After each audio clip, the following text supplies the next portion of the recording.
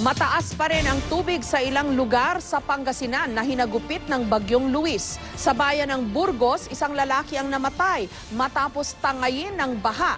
Nasa state of calamity naman ang bayan ng Calasiao dahil 4 na talampakan pa rin ang taas ng tubig doon. May report si Mariz Umali.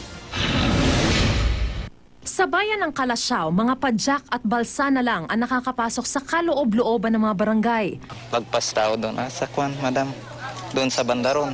Sintro, umabot na sa 4 feet yung lalim level ng tubig. Ang chance ko siguro baka tataas pa kahit walang ulan. 19 sa 24 na barangay ang lubog pa rin sa baha, kasunod ng pananalasa ng Bagyong Luis.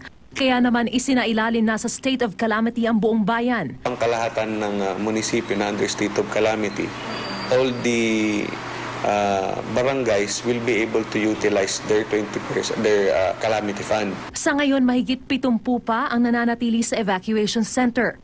Sa bayan naman ng Santa Barbara, patuloy pa rin ang pagragasa ng tubig. Binabantayan ngayon ng lokal na pamahalaan ng Calasiao ang level ng tubig sa Sinukalan River. Posible raw kasing ang pag-apaw nito ang naging dahilan ng patuloy na pagragasa ng baha sa bayan.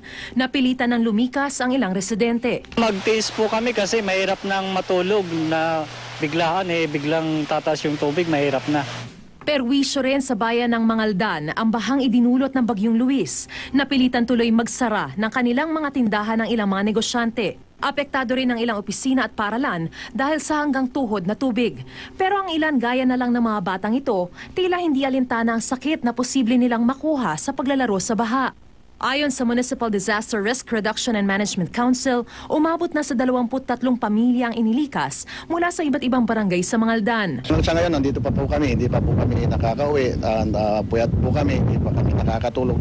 So talagang ganyan po ang ginagawa namin pag-alerto. Alerto by Tipado po ang atim.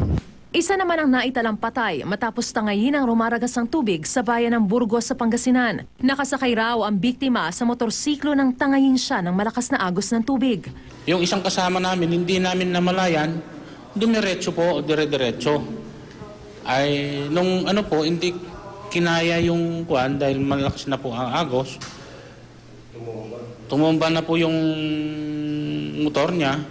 Sa Ordaneta City, nagmistulang ilog ang kalsada. Stranded tuloy ang ilang motorista. Hindi na makalabas malalim ang tubig. Halos baha na, madam. Nakahintay na namin bumaba yung tubig saka makakawi. Nagpaabot na ng tulong ang GMA Kapuso Foundation sa mga biktima ng baha. Mariz Umali, GMA News.